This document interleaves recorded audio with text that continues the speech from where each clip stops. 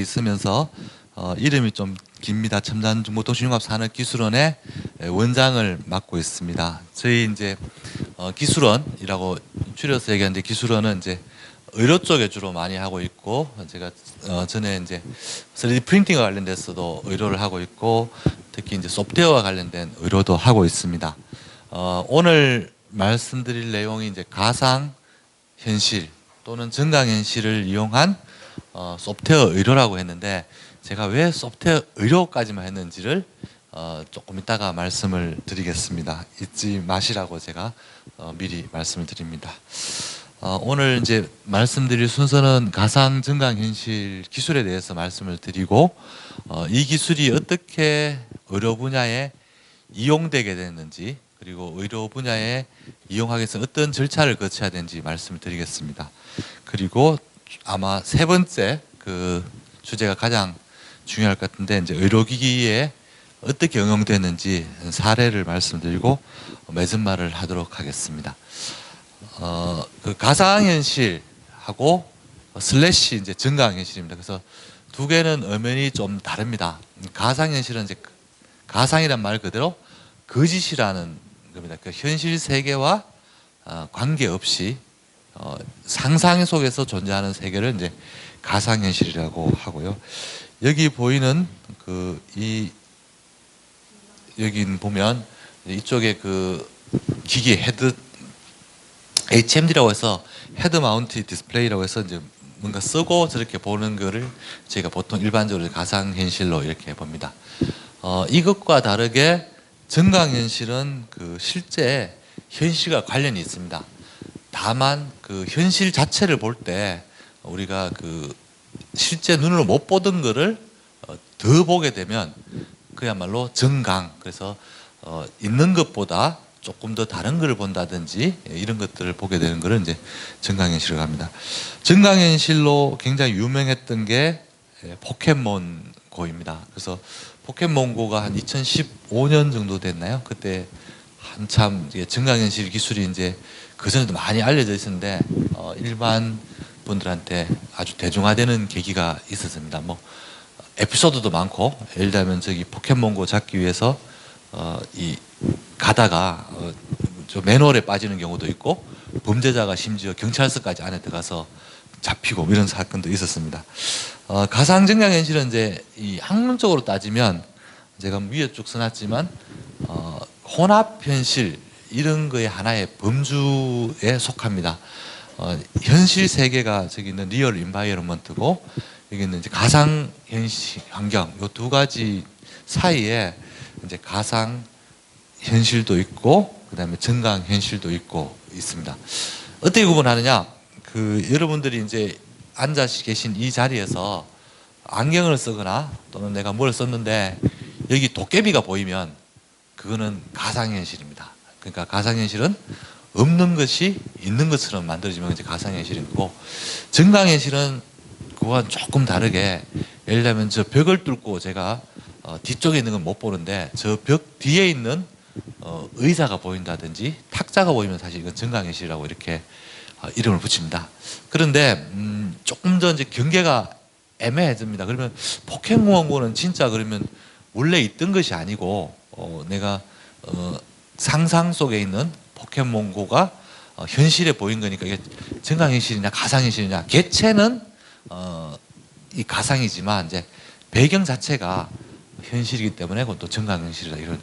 근데 실제 우리가 있음에도 못 보던 것을 보는 거는 증강현실에 좀 가깝고, 원래 없는 것인데 보인다 그러면 가상현실 이렇게 하는데 구분은 참 애매하게 간다. 그래서 이제 사람들이 다 이걸 합쳐가지고 지금 현재 우리가 사고 있는 이런 거를 이제 실제 세상이라 그러면 약간 창조된 거 또는 내 눈으로 볼 수 없는 것까지 다 보는 이런 걸 다 합쳐서 이제 혼합현실 이렇게 이름을 붙여서 합니다.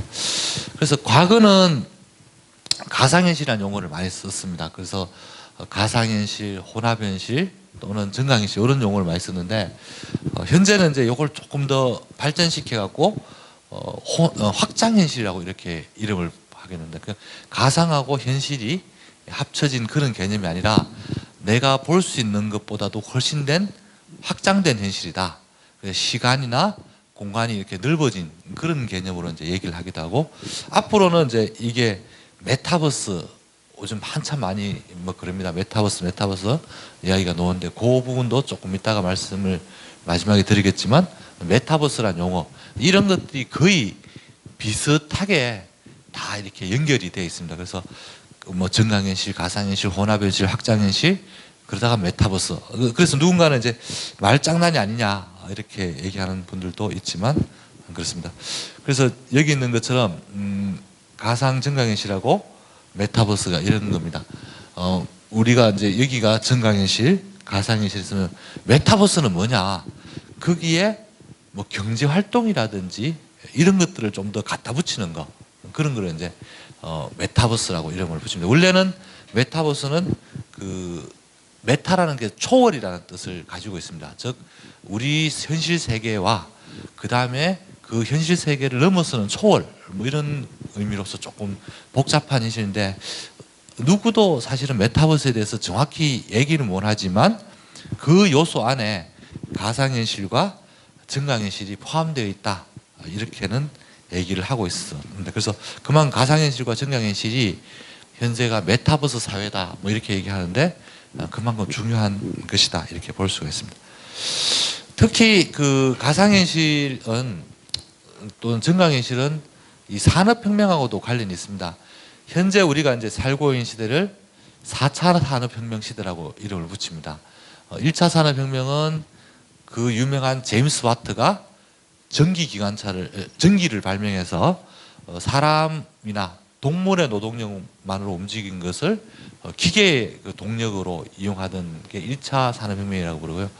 2차 산업혁명은 신시내티 도축상에서 컨베이어 벨트를 도입했다는데, 사실은 모터라든지 전기를 도입한 그런 게 2차 산업혁명입니다. 그리고 3차 산업혁명은 1969년에 프로그래밍 로직 컨트롤러라고 해서 이제 어떤 기계 장치를 그전에는 사람 손, 그 다음에 사람의 접촉으로만 제어를 했는데 프로그램을 이용해서 요즘 이야기하면 뭐 컴퓨터나 칩으로 동작하는 작은 이제 장치를 이용해서 제어한 게 3차 산업혁명인데, 요까지는 이제 우리가 참 그래도 명확합니다. 근데 4차 산업혁명은 뭐냐? 거기에 플러스 해서 뭐가 있냐면 가상세계까지 포함하는 혁명이다, 이렇게 합니다. 그래서 4차 산업혁명은 현실 세계의 혁명일 뿐만 아니라 이제 현실을 넘어서는 그런 형태의 여러 가지 이제 기술들이 포함되고, 여기서도 가장 중요한 기술 중에 물론 뭐 AI도 있고 빅데이터도 있고 여러 가지가 있지만 가상 증강현실도 굉장히 중요한 기술로 4차 산업혁명의 요소 기술이라고 하고 있습니다. 그래서 산업혁명을 초래하고 있거나 또는 산업혁명에 기여하고 있는 기술 중에 하나가 가상현실 또는 증강현실 기술이다, 이렇게 말씀을 드릴 수 있습니다. 장황하게 말씀드렸는데, 실제 가상현실하고 증강현실이 산업적으로는 전망이 있느냐? 예, 그래프 이렇게 보시면 쭉 올라가죠, 그죠? 예, 저희가 이제 가상현실 시장은 뭐 지금 보면 한 5년 전에 비해서 어느 정도 크냐 하면 4배 내지 5배 정도 커지고 있고요.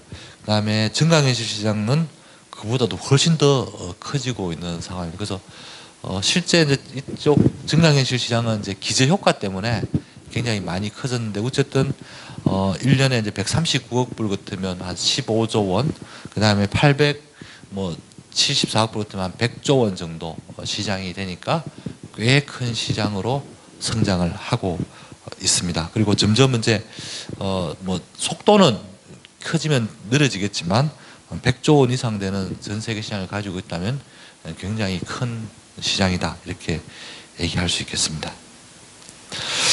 선도기업은 어디냐? 여러분 로고만 이렇게 해서 제가 뭐 좀 그렇지만, 여기 있는 G가 구글이고요. 그 다음에 페이스북, 애플, 우리가 알고 있는 유명한 기업들, 뭐 전 세계 시가총액이 애플이고 뭐 구글, 이런 회사들이 이제 시가총액 상위 기업들인데, 그 상위 기업들이 전부 다 가상현실, 증강현실에 관련된 여러 가지 기술 개발도 하고 솔루션도 내놓고 그리고 뭐 게임 같은 것도 하고 그럽니다. 그래서 이만큼 이제 그 큰 기업들이 뛰어든다는 것은 중요한 산업이다. 성장 가능성이 높은 산업이니까 이런 페이스북이나 애플이나 구글 같은 회사들이 뛰어들고 있습니다. 최근에 그 이 페이스북은 이름을 바꿨습니다. 메타로. 그 메타라는 의미가 아까 말씀드렸던 메타버스와 관련된 용어이고요. 그래서 가상현실과 증강현실에 조금 더 또는 그걸 합친 메타버스에 투자를 많이 하겠다고 해서 이 주크버거 창업자가 이 회사 이름까지 이제 바꿔서 지금 하고 있는 그런 상황입니다. 그래서 가상 증강현실 시장은 뭐 여러 분야로 이렇게 나눠지는데 예를 들면 스마트 글래스는 안경형도 있고요. 그다음에 뭐 모바일에서 아까 포켓몬고 같은 거 이런 것도 있고 하지만 어쨌든 전체적으로는 최상위 기업들이 뛰어들고 있다. 그렇게 이해하시면 되겠습니다. 자, 그러면 이렇게 이제 가상 증강현실이 기술이 어떤 건지 그리고 전체적으로 이제 어떻게 그 뭐 시장이 전개되는지를 봤는데 이게 왜 의료 분야에 응용되는지를 그 좀 말씀을 드리겠습니다. 우리가 이제 인간이 그 뭐 오감이라고 보통 얘기합니다, 그죠? 오감이라고 얘기하는데 오감 중에 가장 많이 정보를 받아들이는 게 사실은 시각입니다. 그래서 시각을 사실 가지고 있기 때문에 우리가 이제 여러 가지 일들을 많이 할 수 있고 특히 이 어떤 세상에 관한 정보는 뭐 시각 정보만큼 많이 받아들이는 감각기관이 없습니다. 물론 시각 그 다음에는 이제 뭐 예를 들면 청각이나 그 다음에 이제 뭐 후각도 조금 받아들이고 미각도 조금 받아들이는데 압도적으로 사실은 정보를 받아들이는데 시각이 우세합니다. 그래서 가령 예를 들면 이게 이제 참 재밌는 이야기인데 우리나라는 건강검진 할 때 꼭 사람들이 CT 찍는다. 뭐 실제 건강검진 할 때 CT나 그 MRI를 찍는 이유는 뭐냐? 의료를 보는데 현재까지도 영상 정보만큼, 즉 우리가 CT, MRI, 엑스레이, 펫 이런 것들을 다 영상 정보만큼 사람의 몸을 정확히 파악할 수 있는 뭔가 다른 것들은 잘 없다. 그래서 압도적으로 의료에도 영상 정보를 활용하는 게 되게 중요합니다. 자, 그런데 이 가상 그 현실 또는 증강현실이 굉장히 그 주목받기 시작한 데가 2010년대쯤 한번 주목을 받았습니다. 그때 왜 그랬느냐? 기억을 아마 하실지 모르겠는데 아바타입니다. 영화 아바타가 나오고 아바타는 뭐 가상 증강현실 이런 것보다는 3D 영화로 나왔죠. 그래서 저희가 안경을 쓰면 입체가 보이는 영화가 이 아바타입니다. 그래서 아바타의 그 작품성 이런 것도 굉장히 뛰어났지만 그 전에도 이미 있던 기술이었는데 독특하게 3D로 영화가 되면서 뭔가 눈앞에 움직이는 듯한 그런 느낌을 가졌습니다. 그래서 이게 잘 되니까 지금은 이제 거의 없는데 우리나라의 삼성하고 LG 같은 경우는 3D TV도 막 만들어냈었습니다. 그래서 3D TV 만들어서 집집마다 안경 이렇게 쓰고 3D 관련된 여러 가지 이제 보고 그랬는데 그 당시 제가 여기 2011년도 이렇게 한 기사인데 기사가 어디에 실렸냐면 주간동화에 실렸습니다. 제목이 3D 빠졌다가 사람 잡을라. 이게 뭐냐면 3D 영상을 계속 보는 사람들, 특히 제가 알기로도 아바타를 보다가 대만에서 아마 사망한 사람이 나왔었습니다. 그러니까 여러 가지 원인이 있지만 어쨌든 3D 영상을 눈에 굉장히 자극적으로 이렇게 보이면서 뭐 구토도 일어나고 어지럼증도 느끼고 심지어는 사망한 사건까지 있습니다. 그게 뭘 의미하냐면 우리가 통상적으로 보는 3D 반대가 아니라 3D와 이제 조금 하나의 이제 우리가 상대되는 개념을 하면 2D라고 보통 얘기하죠. 평면 정보, 기존에 우리가 알고 있던 TV나 영화 같은 경우 2D인데 이 2D 영상보다 3D 영상이 인간의 뇌에 훨씬 더 큰 자극을 주고 하니까 이 영상을 보면 몰입감도 높지만 그만큼 피로도도 높고 또 그 과정에서 잘못될 경우는 뭐 심지어 사망하는 그런 사건까지 벌어집니다. 그래서 이게 이제 어쩌면 여기 있는 기사에 말하는 거는 사람 잡을라 이렇게 부작용을 이야기하는 거죠. 부작용을 얘기하는 건데 실제 어떻게 되느냐? 이걸 뇌를 찍어보면 이렇게 나옵니다. 저기 있는 안에 있는 그 장치가 제가 MRI를 모식화한 거고요. MRI는 뇌 기능을 어떻게 발현되는지를 정확히 촬영할 수 있는 겁니다. 그래서 저기 있는 누워있는 사람에다가 뭘 했냐면 우리가 가상현실 콘텐츠를 볼 수 있는 이 장치를 눈에 끼우고 MRI를 찍어봤습니다. 그래서 저 가상현실 기기를 가지고 어떤 영상을 보여주면서 뇌를 찍어보면 이렇게 되는데 안 보여주고 찍어보면 예를 들면 왼쪽 전자 둘 사이가 분명히 차이가 있다는 겁니다. 그만큼 뇌의 활동 부위 같은 게 달라지거나 또 활동 형태가 달라진다. 그만큼 우리가 다르게 생각하면 시각적인 정보를 줬는데 즉 3D 영상을 또는 가상현실 영상을 보여주는 것만으로 이렇게 뇌를 우리가 통제한다고 하지만 어쨌든 뇌에 큰 영향을 끼칠 수 있다는 걸 사람들이 알게 됐습니다. 그럼 이거를 이제 어떻게 이용할 것이냐? 물론 이거는 부정적인 영향도 끼칠 수 있지만 이렇게 뇌에 강하게 영향을 미치면 이거를 잘 이용하면 다른 길을 찾을 수 있지 않을까 해서 나온 것들이 이제 가상현실, 증강현실을 이용한 의료기기가 되겠습니다. 이런 그 가상현실하고 증강현실을 이렇게 우리가 지금 현재는 경험하려면 기기의 도움이 있어야 됩니다. 그래서 제일 왼쪽 위에 있는 것이 이제 가상현실을 볼 수 있는 디바이스, 우리가 HMD라고 이름을 보통 붙입니다. 헤드 마운트 디스플레이라고 붙이고요. 그 다음에 저기 있는 그 밑에 쪽에 있는 게 안경입니다. 안경인데 안경의 표면에 디스플레이가 붙어 있습니다. 그러면 저 안경을 쓰면 어떻게 되느냐? 여기 있는 안경하고 제가 보고 있는 이 우리 강당의 이 현실하고 겹쳐져서 보입니다. 그래서 겹쳐져서 보이기 때문에 예를 들면 잘 맞추면 어떻게 되냐면 저 디스플레이를 가지고 우리 여기 앉아 계신 분이 이름이 누군지 이런 걸 표시할 수 있는 영상을 안경에 보여줍니다. 그렇게 되면 이제 증강현실이고요.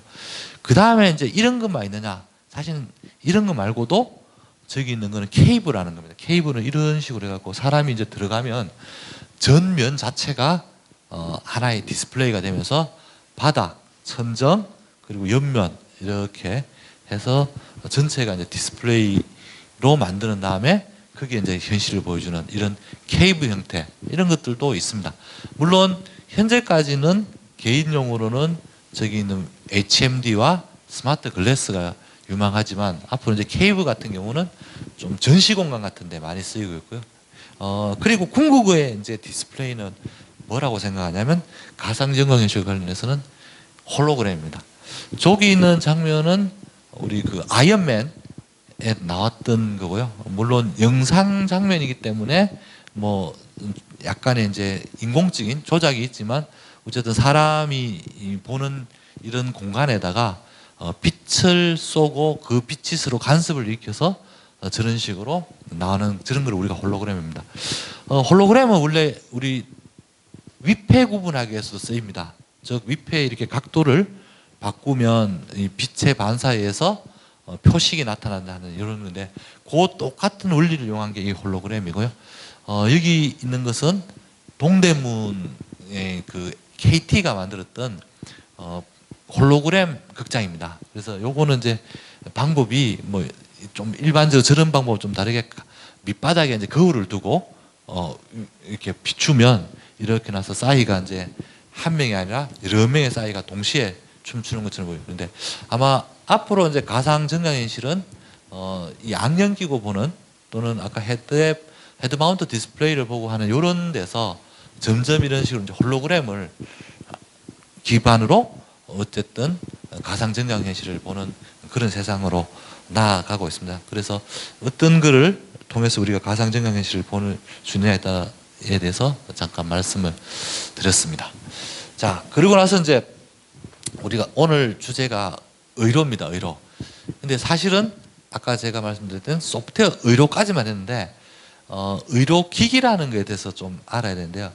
의료기기는 사람의 생명 또는 신체의 안전하고 굉장히 밀접한 관련이죠. 그래서 함부로 만들어서도 안 되고 만드는 걸 함부로 써도 안 됩니다. 반드시 무엇을 거쳐야 하냐면 인허가 절차라는 걸 거쳐야 됩니다.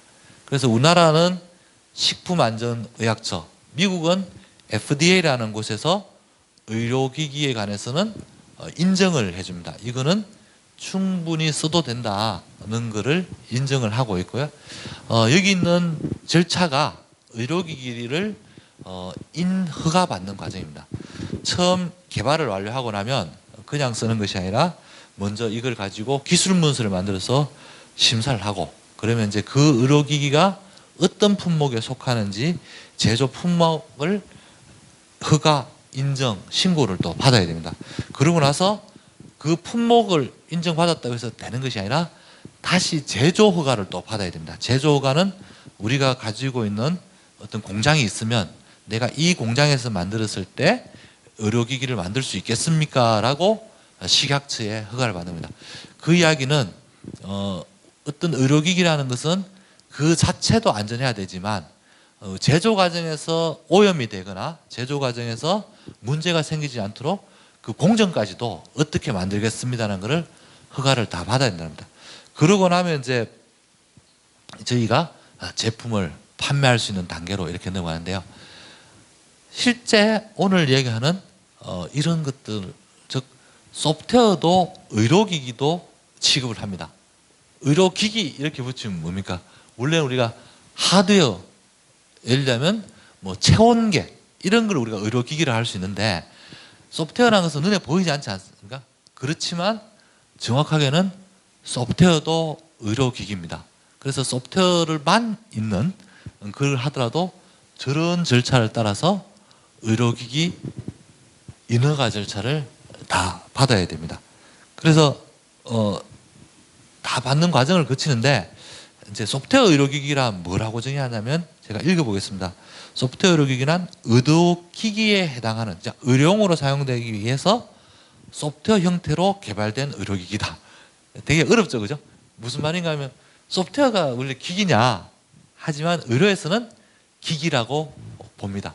그래서 소프트웨어 형태로 의료 목적에 사용되는 것을 우리가 소프트웨어 의료기기를 하고, 뭐 내장형과 독립형이 있는데 우리가 통상적으로 말하는 가상 증강현실을 이용한 의료기기는 뭐냐 하면 독립형 소프트웨어 의료기기, 이게 정확한 용어입니다.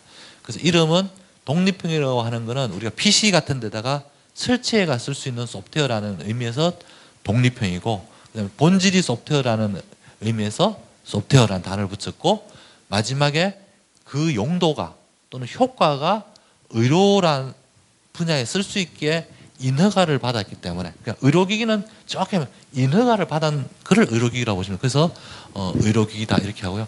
특정 하드웨어에 종속되지 않고 PC, 태블릿, 모바일 폰 등 범용 장비나 장치에 설치해서 사용하고, 대표적인 게 이제 의료 영상 검출 본도 뭐 장비 이렇게 되어 있는데, 이런 형태, 저기 있는 앱 비슷한 거, 즉 PC 화면입니다. 화면 저기에 보게 되면 환자 정보가 위에 뜨고, 그 다음에 그 판독 결과, 그리고 밑에 영상 보여주고 하는 저런 소프트웨어가 다 의료기기로 등록이 됩니다.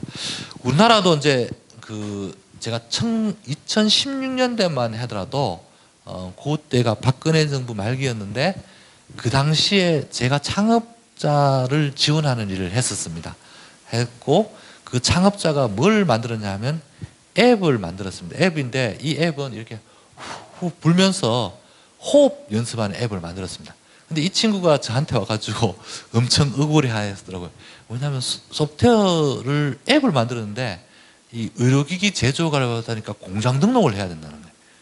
그래서 뭐 약간은 그 말도 안 되는 소리고 사실 그건 이제 제가 듣고 그 당시에 미래창조과학부가 가지고 소프트웨어 의료기기에 관해서 이런 제도를 좀 특례를 만들어야 된다. 왜 소프트웨어를 하는데 이름이 의료기기라고 해서 뭐 제조 허가를 받아야 되고 이런 건 아니지 않냐 이렇게 했는데 이제 지금은 소프트웨어는 그 공장에 관한 것이 아니라 소프트웨어를 이제 개발하는 과정 그리고 개발하는 과정에서 어떤 사용자, 개발자끼리 어떻게 문서를 남기고 개발자끼리 어떻게 했다 이런 거를 다 증명하는 걸 해서 의료기기 허가를 받습니다. 그래서 허가를 받고 나서 지금 보게 되면 소프트웨어 의료기기 이제 임상시험이라는 게 있어요. 임상시험은 뭐냐면 이렇게 내가 소프트웨어를 만들었을 때 의료용으로 써도 되는지 병원 같은 현장에서 직접 테스트하는 과정입니다. 그래서 많이 늘어나고 있습니다. 2018년, 19년에 비해서 2020년에는 소프트웨어 의료기기가 이만큼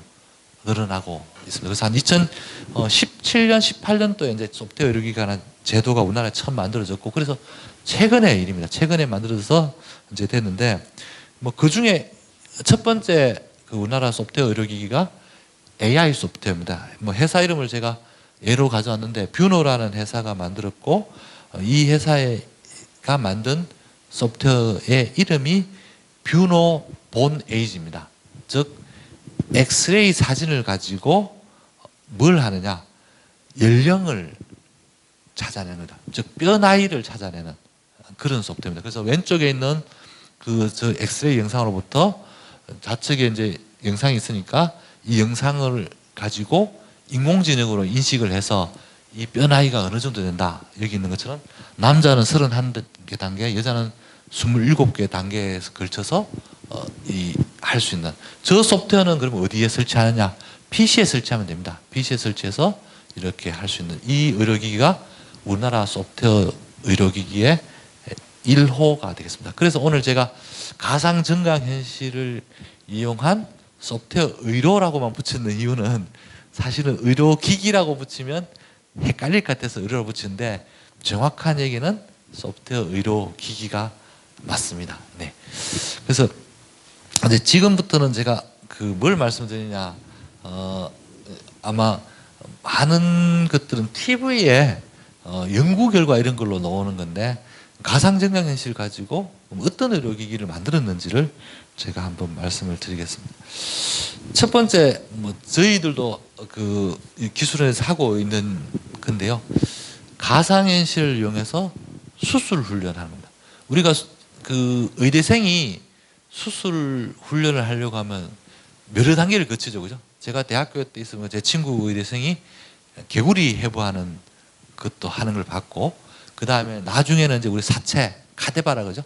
사체를 가지고 연습하게 됩니다. 근데 사실은 뭐 개구리나 이런 거 해부하는 것도 사실 동물권 차원에서 지금은 이게 허용되기가 참 어려운 사회적인 그 통념이 됐고, 또 카데바 사체도 사실 구하기가 굉장히 힘듭니다. 그러니까 이제 뭘 하느냐, 저 왼쪽에 있는 것처럼 저기 있는 복부에 있는 그 어떤 사람의 내장 같은 거를 가상현실로 만들어서 나는 HMD를 쓰고 연습하는 겁니다. 그 과정에서 이제 좀 필요한 거는 뭐냐면 그냥 이렇게 연습하면 촉감이 없겠죠, 그죠? 그래서 촉감을 주기 위해서 이제 장치, 햅틱 장치라고 합니다. 그래서 내가 키보드 이렇게 두드리거나 마우스만 하는 것이 아니라 실제 의료기기 같은 거를 들고 허공에 이렇게 휘젓는데도 이렇게 닿으면 좀 촉감 같은 게 전달되도록 해서 하는 그런 걸 하고 있습니다. 그게 점점 발전해 가지고 요즘 나오는 건 디지털 휴먼입니다. 디지털 휴먼은 뭐냐면 사람 몸 전체에 예를 들면 피부의 탄성 또는 근육의 그 느낌 이런 것까지 전체를 디지털 데이터로 다 만들어 놓는 겁니다. 저기 있는 왼쪽 거는 이제 특수한 용도로 할 때 특수한 부위의 수술 훈련을 하도록 했는데, 이런 디지털 휴먼 같은 경우는 몸 전체에 뼈부터 뭐 근육, 피부 조직 이런 걸 다 만들고, 또 피부가 이쪽 팔의 부위 또는 몸통 부위 이런 것도 느낌이 다 다르니까 그 아까 말씀드렸던 국 찔렀을 때 느낌이 어떤지까지 데이터로 다 만들어가 훈련하는 이런 것도 하고 있습니다. 이게 이제 제가 첫 번째 의료 쪽에 응용하는 거고요. 두 번째는 여러분들 이거는 어쩌면 보실 수도 있습니다. 뭐냐면 우리 미용이나 성형수술할 때 이게 수술하고 나면 당신 모습이 어떻게 바뀝니다를 보여주는데 사실은 가상현실을 쓰고 있습니다. 그래서 뭐 우리 문신 같은 거 이런 거 말고 오히려 쌍꺼풀 수술이라든지 이제 우리 턱 뭐 이런 수술했을 때 이런 모양으로 얼굴형이 바뀌고 어떻게 됩니다. 이런 거 할 때 이제 가상현실을 쓰고 있고요. 다만 이제 이게 논란이 좀 있습니다. 예전 같으면 이제 우리가 사진 보여드리면서 이런 얼굴로 할까요? 이런 얼굴로 할까요? 이런 얼굴로 할까요? 그래서 이러면 얼굴이 가름한 형태로 수술을 해주세요. 뭐 이렇게 했는데 이제 가상현실을 하게 되면 내 얼굴이 어떻게 보이는지를 이렇게 환자하고 의사가 같이 보면서 하는 거죠. 그러면 이제 그 다음 문제가 뭐냐면 나중에 하고 나면 내가 또 불만족스러울 수 있잖아요. 차라리 이제 사진 보여주고 이런 형태였다고 하면 별로 그 서로 간에 논쟁거리가 없는데 아니 나는 가상현실을 보니까 내 얼굴이 직접 어떻게 바뀌는지를 봤는데 전혀 아니네요. 이런 논란이 있지만 어쨌든 도입 초기이기 때문에 이제 그런 논란이 있어서 뭐 주저하는 의사분들도 계십니다. 그렇지만 어쨌든 이렇게 보게 되면 미리 내가 어떤 형상으로 내 얼굴 형상이 바뀔 건지 또는 내가 쌍꺼풀 수술을 했을 때 어떤 눈 모양이 될 건지 이런 것들을 보여주는데 이렇게 결과 예측용으로 가상 증강현실이 쓰이고 있습니다.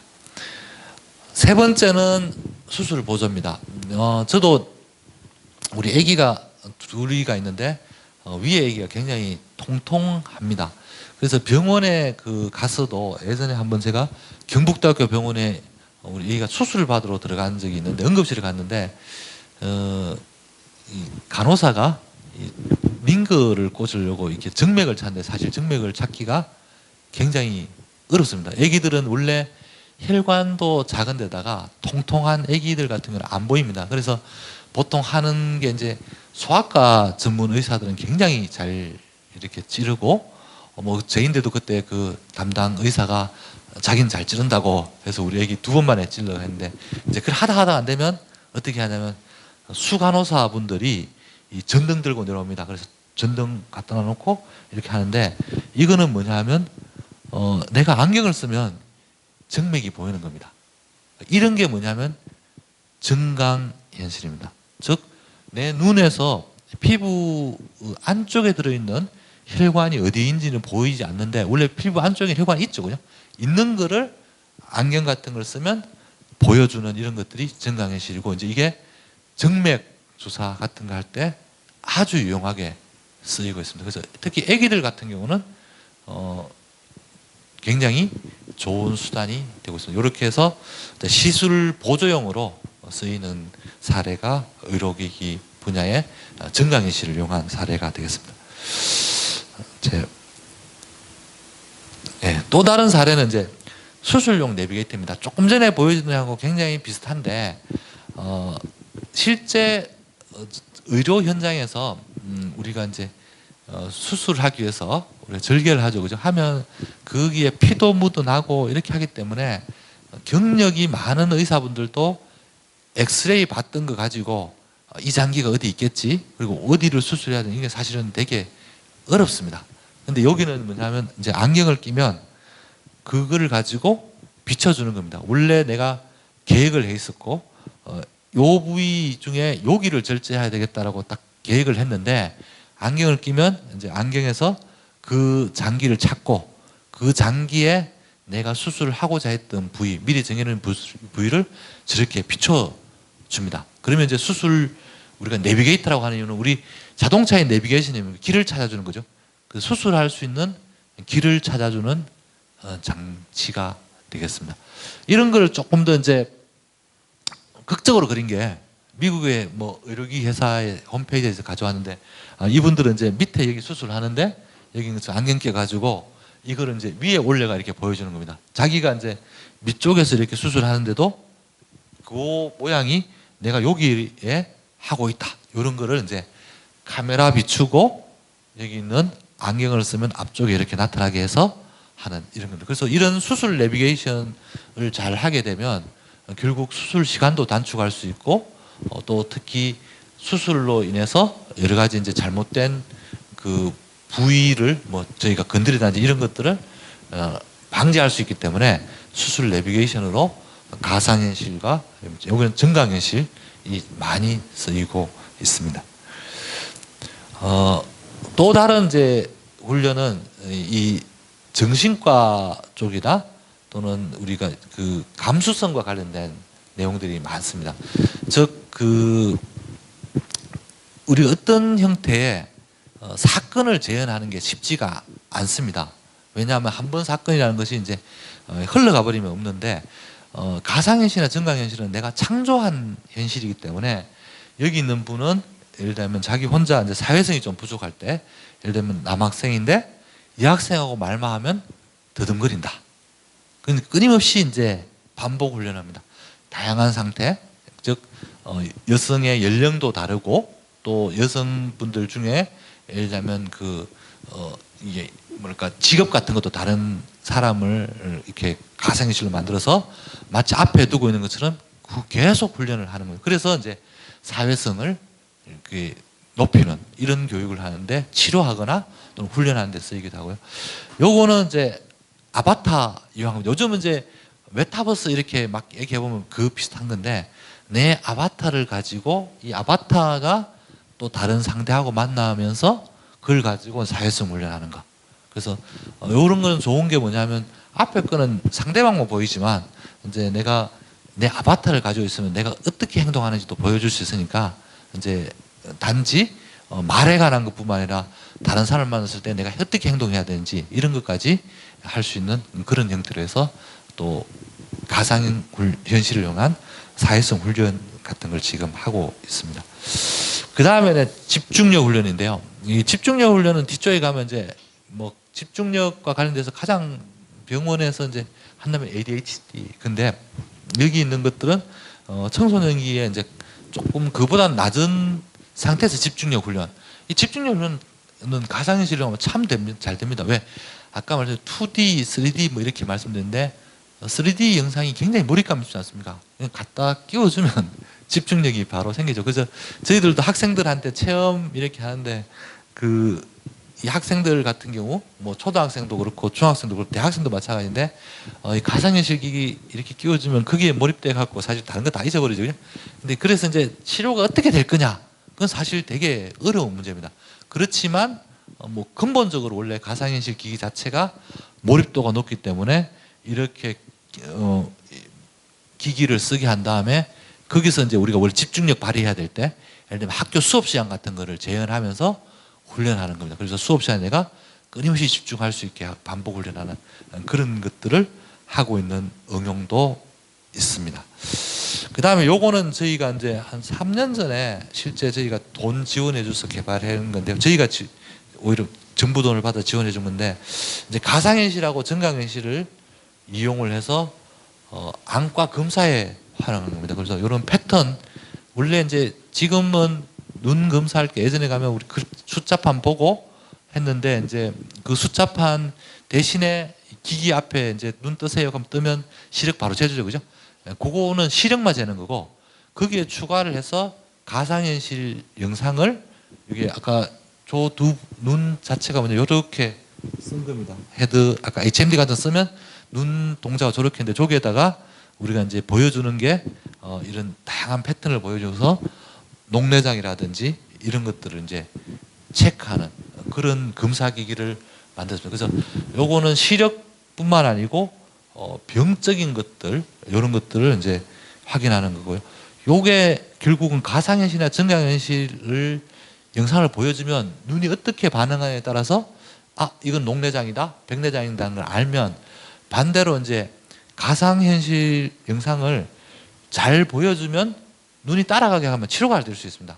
그래서 이게 항상 뭔가 가상현실이 아까 말씀드렸듯이 그 부작용이 잘 이용해서 몰입감이라는 부작용을 이용해서 지금 치료를 하듯이 여기서 이제 눈이 반응하는 걸 보고 이분의 눈에 이제 그 움직임이 너무 느리거나 이래 봤을 때 이분이 이제 뭔가 병적인 걸 있다라고 했을 때 잘 움직이도록 훈련하도록 하는 겁니다. 이렇게 해가지고 팔자 모양으로 움직이는 영상을 보여줘서 따라가게 한다든지, 또는 별 모양 영상을 보여서 따라가게 한다든지, 그다음에 좌우로 움직이면서 따라가면서 뭐 근시나 사시, 그리고 노안 방지용으로 운동을 해주도록 하는 뭐 겁니다. 그래서 근시 같은 경우 우리 보면 이런 얘기 하지 않습니까?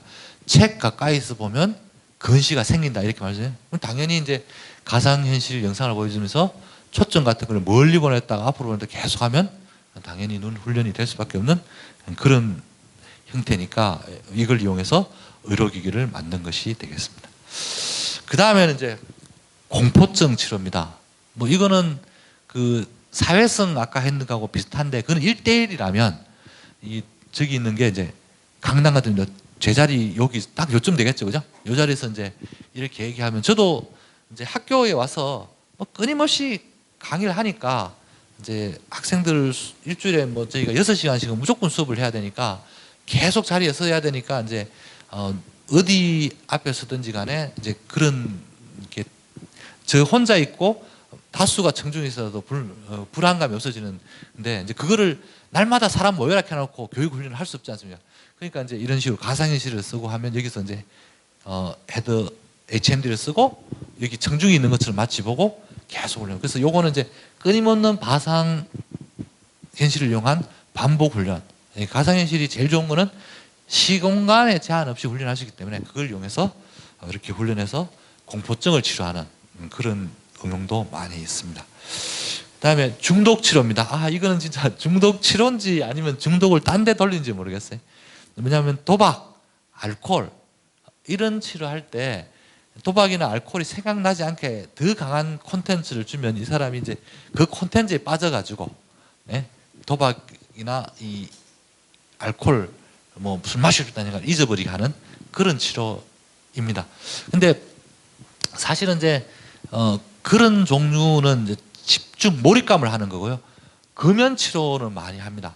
금연 치료는 이제 우리 담배값에 보면 굉장히 뭐 이렇게 안 좋은 그림이 많이 있죠, 그죠? 근데 그걸 가상현실로 보면 어떻겠습니까? 훨씬 더 리얼하지 않습니까?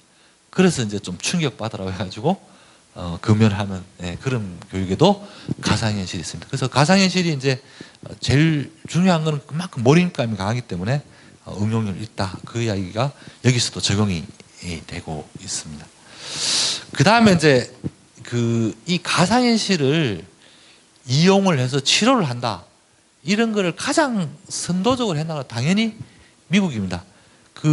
미국에서 뭘 적용을 했었냐면, 미국에 이제 제가 알기로는 USC인가 캘리포니아에 있는 대학의 어떤 센터가 이제 국방성에 돈을 받아서 했던 건데, 미군들이 이제 해외에 파견되고 나면 전투를 하게 되고, 그 전투 상황에서 이제 동료도 죽고 자기도 다치고 그러면 이제 결국 외상후 스트레스 장애가 생깁니다. 그거를 치료하는 거예요. 여기서도 이제 여러 가지 방법이 있는데 그 중에 하나는 자기 전투 상황, 5달 전투 상황을 계속 끊임없이 노출해가지고 무디게 만드는 이런 형태에서 치료하는 것도 있고, 아니면 오히려 이제 조금 더 편온한 그런 형태의 영상을 보여줘서 치료하는 것도 있습니다. 그래서 이 영상이 어느 것이 좋을 거냐를 결국 결정하는 게 의사와 어떤 의사분의 심리적인 전문가의 의사들이 이제 결정을 하는 거고, 그걸 가지고 이렇게 하다 보면 이제 우리가 외상후 스트레스가 극복되는 그런 과정이 되겠습니다. 그 다음에 이제 이게 뭐 저도 아주 좋은 애라고 생각을 하는데요. 마취제가 사실은 몸에 그렇게 좋은 건 아니죠. 네, 몸에 좋은 건 아닙니다. 예를 들면 상처 같은 거 아무는데도 저는 잘 모르는데 마취제를 쓰면 상처 아무는도 좀 늦게 된다고 했습니다. 그래서 이거 뭐냐?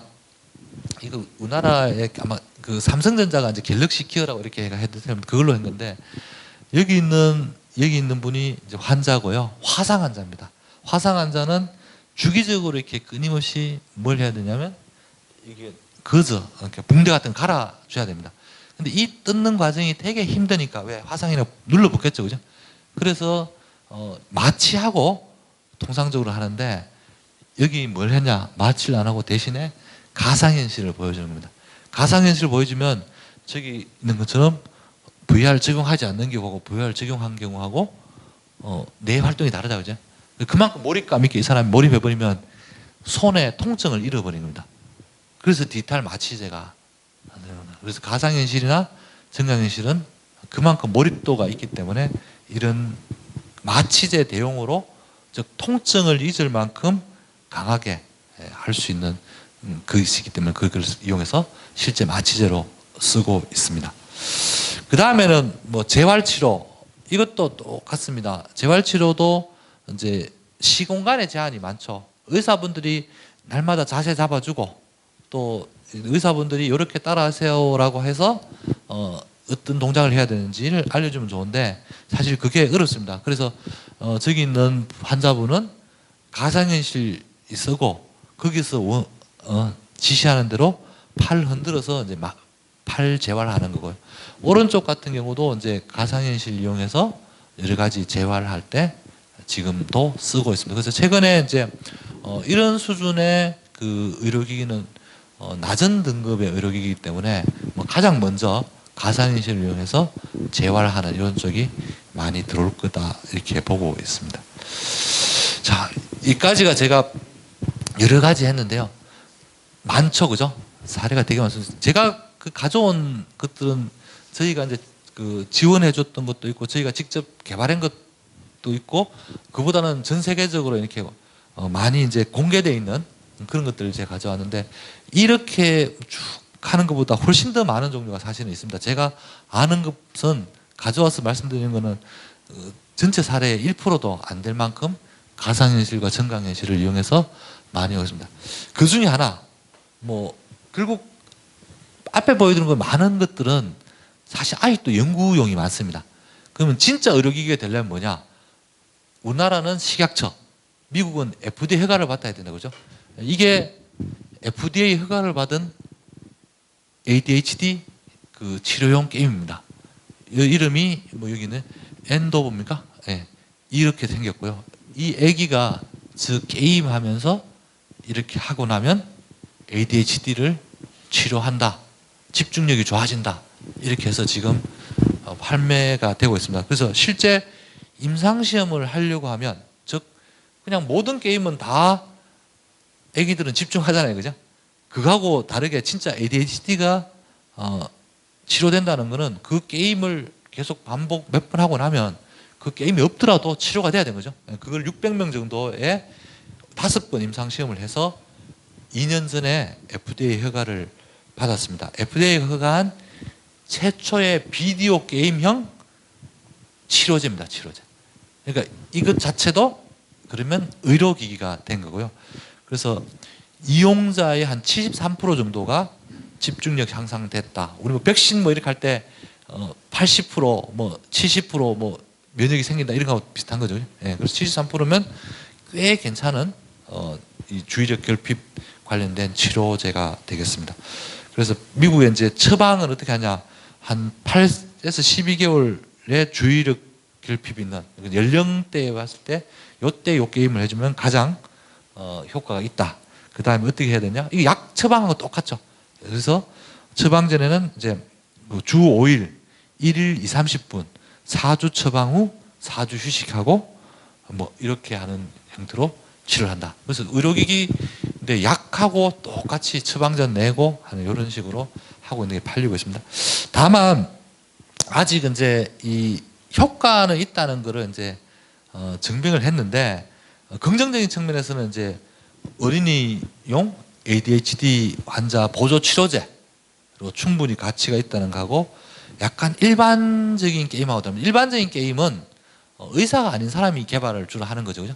근데 여기는 인지 그 관련 전문 의료진이 설계해서 참여했고 그분들이 이제 설계한 대로 하다 보니까 이제 의료기기가 된 겁니다. 근데 이제 부정적인 평가도 있습니다. 가상증강현실 관련된 의료기기는 전망은 밝다라고 하지만 진짜 이게 아까 말씀드렸듯이 아니 누구나 게임은 다 이게 진짜 그냥 일반 게임이라도 우리 애기들도 뭐 제가 게임하는 순간에는 불러도 모르잖아요. 그래 걔가 집중하는 건지 이게 정말 게임이 좋아서 치료가 되는 건지 그런 논쟁이 참 많은 분야 중에 하나가 이 가상 증강현실 분야입니다. 그러다 보니까 이제 조금 더 검증이 더 필요하다 이런 의견들도 나오고 있고 아직 그 시장에서는 이제 사실 책을 도입하는 게 굉장히 어렵습니다. 의사분들은 특히 자기가 원래 치료하던 약물 치료 대신에 약물은 안 주고 이걸로 가지고 처방하기가 쉽지 않아서 뭐 그렇게 많이 하지 않는다. 그래서 전체적으로 보면 가상현실과 증강현실은 시장 초기고요. 앞으로 한 10년 동안은 제 생각에는 여전히 비슷한 상황이 가는데 한 10년, 20년 후쯤 돼야 적어도 한 2030년쯤 되면 가상현실과 증강현실을 이용한 의료기기가 정말 확 시장에서 만개하지 않을까 그렇게 생각을 하고 있습니다. 그래서 이렇게 이제 되면 전체적으로 어떻게 되나 아까 보여드린 그거 같은데 그 가상현실, 증강현실이 결국 메타버스의 하나의 이제 요소 기술처럼 되어 있습니다. 그러면 이제 의료기기도 여기 있는 가상현실, 뭐 증강현실 이거 하나만 가지고 개발하지 않고 거기에다가 뭐 AI 기술도 넣고 또 다른 아까 그 우리 아바타 같은 것도 넣고 이래가 메타버스 이용한 의료기기로 이렇게 많이 발전할 거다. 그런 것이 이제 저희가 당연히 예측할 수 있고 뭐 이런 부분들은 이제 가상현실과 증강현실 자체만 이용하는 것도 굉장히 어려운 개발이고 또 신선한 분야인데 거기에다가 메타버스까지 이렇게 훔쳐서 개발을 하게 되면 효과도 좋을 수 있고 또 어렵지만 뭔가 더 큰 성공 여지가 있지 않을까 그렇게 보고 있습니다. 가상 증강현실 기술 크게 딱 세 가지로 정의하면 이겁니다. 강력한 몰입감. 제가 아까 뭐 여러 가지 보였지만 저는 강력한 몰입감에 예를 들자면 딱 두 가지입니다. 얼마만큼 뇌에 자극이 심하면 아바타 보다가 사망을 하거나 구토를 할 정도 되느냐는 하나 있고 아까 디지털 마취제 즉 그 화상 환자가 통증을 잃을 만큼 강력한 몰입감입니다. 손발이 아픈데도 불구하고 나는 눈이 즐거워서 이게 몰입감을 가지는 이게 가상현실과 증강현실의 하나의 특징이고요. 두 번째는 시공간의 제한이 없습니다. 즉 우리 현실 세계에서 하는 것이 아니기 때문에 밤이든 낮이든 또는 장소가 뭐 농촌이든 도시든 언제든지 접근할 수 있는 그런 부분이 있고 그 다음에 마지막으로는 이것도 굉장히 중요합니다. 가상현실과 증강현실은 소프트웨어만으로 이루어졌기 때문에 우리가 현실 세계의 어떠한 부작용도 사실은 남기지 않습니다. 그 이야기는 예를 들면 우리가 약물 같은 거 있잖아요. 치료를 하는데 약물은 내가 먹을 때는 괜찮은데 약물을 함부로 버리면 각물이 오염되고 이런 게 있지 않습니까? 그래서 디지털 치료제 내가 가상현실 헤드셋 뭐 줬는데 그게 의도적으로 누군가가 쓰지 않는 이상은 즉 의도적으로 내가 나한테 처방한 약을 다른 사람이 먹는 것처럼 나한테 처방된 가상현실 콘텐츠 또는 의료기기를 다른 사람이 일부러 보지 않는 이상은 특별한 부작용이 없는 겁니다. 그래서 이런 것 때문에 약간의 이제 아이디어만 있으면 저희가 충분히 개발할 수 있고 앞으로 가상 증강현실이 소프트웨어 의료기기 시장에서 충분히 그 큰 역할을 할 거다. 그래서 마취제 없이 앞으로 살아갈 수 있는 시대가 오지 않을까 하는데 저는 뭐 기대를 걸고 있습니다.